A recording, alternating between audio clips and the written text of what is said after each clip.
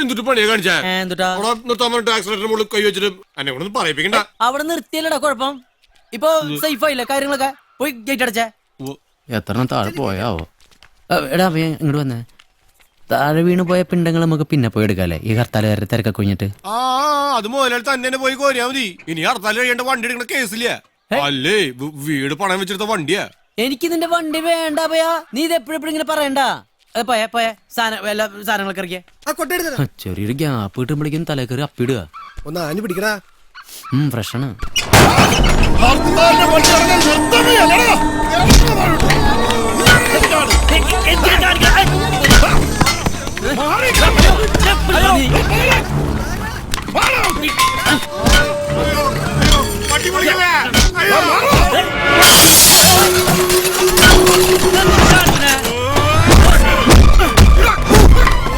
മൈസൂർ പൂ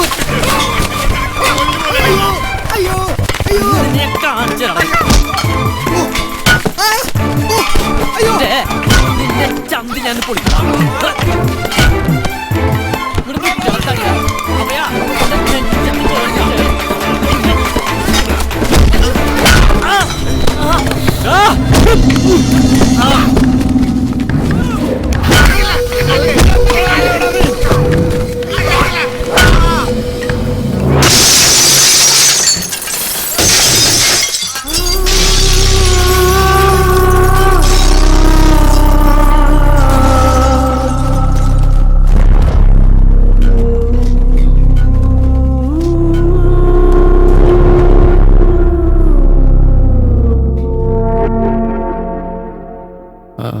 ഇതെന്താ പിണ്ട?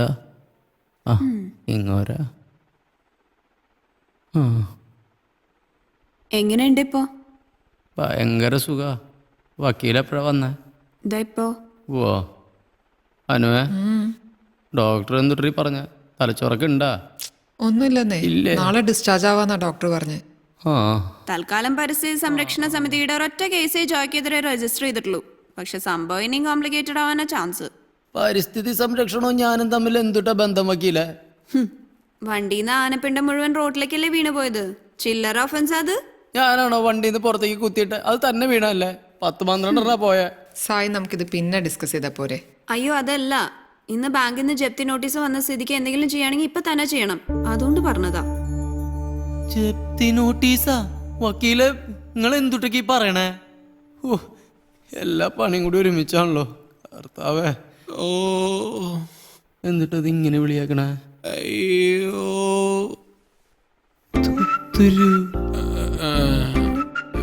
ഈ സാധനം ഇവിടെ ഉണ്ടായിരുന്നാ? അയ്യോ ജോയേട്ടാ, മരിച്ചുപോയ വർഗീസിന്റെ ശബ്ദം. ഞാനിവിടെ ഉണ്ട്. മോനെ, നീ ഒന്ന് അടങ്ങിക്കിടക്ക്. ഡോക്ടർ ഫുൾ റെസ്റ്റ് വേണമെന്നല്ലേ പറഞ്ഞിരിക്കുന്നത്. നീ ഹോർലിക്സ് കുടിച്ചേ. വെള്ളം തരുമോ? അതെ, എന്റെ അഭിപ്രായത്തിൽ ഫാക്ടറിയുടെ ജപ്തി നടക്കട്ടെ എന്നാ.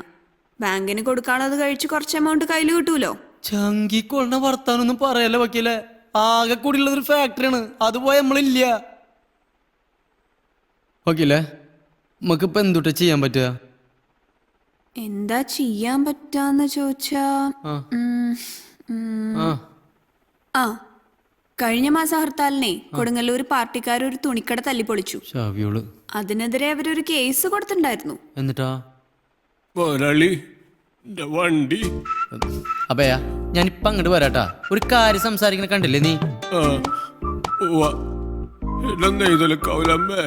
എന്നിട്ട് കൊടുങ്ങല്ലൂരിലെ തുണിക്കട തല്ലിപ്പൊടിച്ചിട്ട് അയാൾക്ക് നഷ്ടപരിഹാരമായിട്ട് 2 ലക്ഷം രൂപ കിട്ടി. അതെയാ?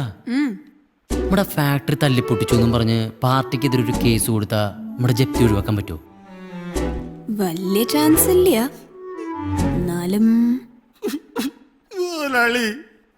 വണ്ടി എന്റെ പൊന്നഭയ, നീ ഒന്ന് മിണ്ടാണ്ട് കിടക്ക്, ഞാൻ ഒന്ന് ചിന്തിക്കട്ടെ.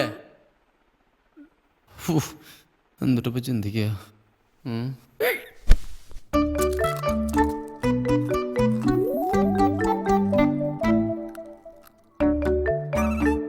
നല്ല അച്ചപ്പം. Just you try Gracy. Oh sure. അപ്പാപ്പനും അമ്മാമ്മയും സൗത്ത് ആഫ്രിക്ക പോണ പ്രമാണിച്ചിട്ട് ഇവിടെ ഒരു ദിവസം ലീവ് എടുത്തിരുന്ന് ഉണ്ടാക്കിയതാ. അതെയോ? ആഹാ പറയേ. അടുത്ത ആഴ്ച സൗത്ത് ആഫ്രിക്കയിൽ പോയാ പിന്നെ ഒരു തിരിച്ചുവരവ് ഉണ്ടാവും എന്തോ. ഓ എന്തായാലും നിന്റെ അപ്പൻ സണ്ണിക്കും പോളിക്കും കൊടുക്കാനുള്ളതൊക്കെ കൊടുത്തു. പോളിക്ക് താമസിക്കാൻ വേറെ വീടുണ്ട്, നിനക്കാണെങ്കിൽ ഫ്ലാറ്റും ഉണ്ട്.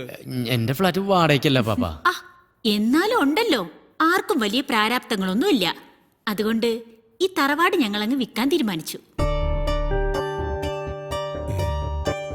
വെള്ളാനിക്കാരൻ റോയ് വന്നൊരു വില പറഞ്ഞു. പോണേല് മുമ്പ് അത് രജിസ്ട്രേഷൻ നടത്തണമെന്നാണ് എന്റെ തീരുമാനം.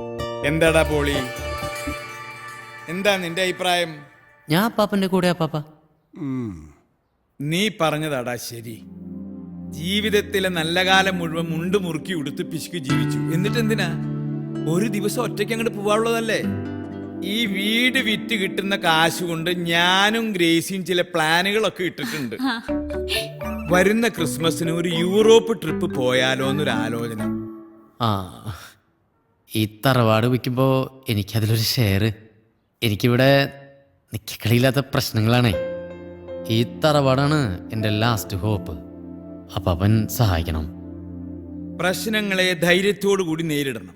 നിന്റെ പ്രായത്തിൽ ഇതിനേക്കാളും വലിയ പ്രശ്നങ്ങളായിരുന്നു എനിക്ക്, അറിയോ? ഇതങ്ങനെയല്ല പാപ്പ, ലോകം മുഴുവൻ എനിക്കെതിരാ. എനിക്കും പണ്ട് ഇത് തോന്നിയിട്ടുണ്ട് മോനെ. ഈ ലോകത്തെ ഒറ്റയ്ക്ക് വെല്ലുവിളിച്ച് ജയിക്കുന്നതാണ് ഒരു ബിസിനസ്സുകാരന്റെ മിടുക്ക്. അങ്ങനെ ഞാൻ കഷ്ടപ്പെട്ട് ഉണ്ടാക്കിയതാണ് ഈ കാണുന്നതൊക്കെ. ഇതിൽ നിന്നൊരു ഷെയർ ഇനി ആരും പ്രതീക്ഷിക്കണ്ട.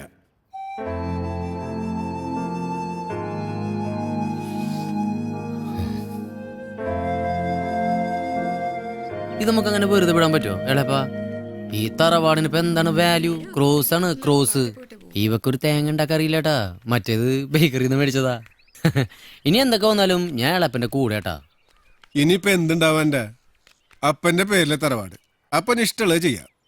വയസ്സാങ്കാലത്ത് അപ്പനെ കൊണ്ട് പെണ്ണ് കെട്ടിച്ച് നിലക്കാക്കിയപ്പോ നിനക്ക് സമാധാനമായല്ലോ ജോയെ? അതിന് ഇങ്ങനെ ഒരു തിരിച്ചടി പ്രതീക്ഷിച്ചില്ലല്ലോ എളപ്പാ. മോനെ ജോയെ, എനിക്കിട്ട് പണിയാൻ നോക്കിയല്ലേ നീ? എന്നിട്ടിപ്പോ എന്തായി? രണ്ടാൾക്ക് ഇല്ലാണ്ടായില്ലേ? മിണ്ടാണ്ട് വണ്ടി വിട്ടോ, അതാ നല്ലത്. ആ താക്കല് കിടന്ന്. ആ പിന്നെ മോനെ ജോയെ, ഒരു 8 ലക്ഷം രൂപ എന്റെ കയ്യിൽ നിന്ന് കടം വാങ്ങിയത് ഓർമ്മയുണ്ടാവില്ല അല്ലേ? ആ അതൊന്നും മുദ്രപത്രത്തിൽ എഴുത്തൊന്നുമില്ലോ. എന്നാ ഇനി നീ കടം കയറി മുടിയുന്നതിന് മുമ്പ് ആ മുദ്രപത്രം ഞാൻ അങ്ങ് പ്രയോഗിക്കാൻ പോവാ. ഈ തറവാട്ടിൽ നിനക്കുള്ള ഷെയറിന്റെ കാര്യം ഓർത്താ ഇത്രയും നാളെ അനങ്ങാണ്ടിരുന്നത്. ഇപ്പൊ ആ പ്രതീക്ഷയും കൂടി പോയി കിട്ടിയില്ലേ? ബാക്കി നമുക്ക് കോടതി എളപ്പാ കാശിന് ആവശ്യമുണ്ട് ജോയ്മോനെ. ബൈ-ഇലക്ഷൻ വരാൻ പോവാ. കോർപ്പറേഷന്റെ ഭരണം മാറിയ നമ്മുടെ കടയിരിക്കുന്ന സ്ഥലം വരെ പോവും. അതുകൊണ്ടാ മോനെ. പോട്ടെ മോളെ.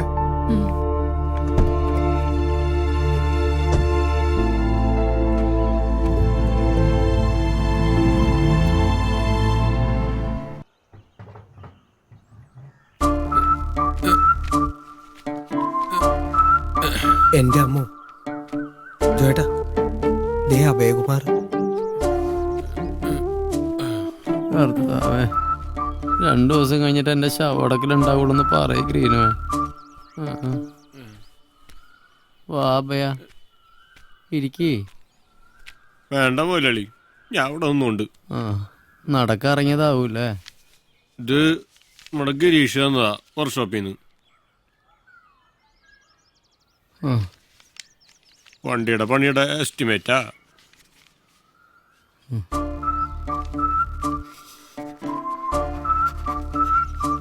ഒരു 10,000 രൂപ അഡ്വാൻസ് കൊടുത്താ പണി തുടങ്ങാന്നാ ഡവ് പറഞ്ഞേ. എന്റെ ഇപ്പോ നിന്റെ ഹോസ്പിറ്റൽ ബില്ല് ഞാൻ അടച്ചില്ലേ ഭയാ?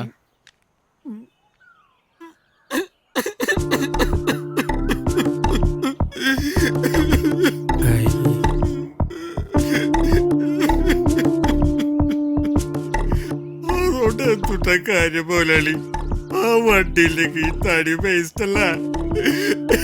എന്റെ ലൈഫ് കുട്ടിച്ചോറായില്ലേ? നീ കിടന്നിങ്ങനെ മോങ്ങല്ലേ? നീ ഒരു കാര്യം ചെയ്യപ്പോട്ട് മറ്റന്നാ വായോ, നമുക്കൊരു പരിഹാരം ഉണ്ടാക്കാം. മറ്റന്നാന്ന് പറഞ്ഞ മറ്റന്നാളല്ലേ? ഇവനിപ്പോ ഛർദിക്കോ? ജോയേട്ടൻ പറഞ്ഞതാ. എന്റെ അഭയ, നീ ഒന്ന് പോയി. അല്ല മോലാളിയുടെ നാളേതാ? നീ ഒന്ന് പോയാ ഭയാ. മറ്റന്നാ ശരിയാക്കാം, നീ ഒന്ന് ചെല്ല്. മറ്റന്നാ 10,000 രൂപ എവിടെ നിന്ന് എടുത്ത് കൊടുക്കാനാ ജോയേട്ടാ? എനിക്കൊരു ഐഡിയ ഇല്ലടാ. നമുക്ക് കേസ് കൊടുത്താലോ ജോയേട്ടാ? പാർട്ടിക്കെതിരെയോ? വേറെ എന്തിട്ടാ ചെയ്യാനോ? മണ്ടത്തരാവില്ലേ ജോയ്? ലൈഫിൽ എന്തെങ്കിലും ഹോപ്പ് വേണ്ടടി മനുഷ്യന്. ഞാൻ കേസ് കൊടുത്താ നീ എൻ്റെ കൂടെ നിൽക്കോ? മതിയായി തുടങ്ങണ്ട നിനക്ക് തന്നെ. എന്നാ ജോയ് ഇത് കുട്ടികളെ പോലെ? ഞാൻ കൂടുണ്ട് ജോയേട്ടാ, കാര്യൊന്നുമില്ല, എന്നാലും കൂടുണ്ട്. ആക്സിഡന്റ് കഴിഞ്ഞപ്പം ജോയേട്ടന്റെ കൂടെ നടക്കുന്നതിന് അച്ഛനും അമ്മേനെ കുറെ ചീത്ത പറഞ്ഞു. എന്നാലും ഞാൻ നിങ്ങളുടെ കൂടെ ജോയേട്ടാ. ഉമ്മക്കിപ്പോ ഇത്തിരി മോശ സമയാന്നേ ഉള്ളൂ. പുണ്യാളിന്റെ അഗർബത്തീസ് നമ്മളിവിടെ ഉണ്ടാക്കും. എനിക്ക് ഷുവറാ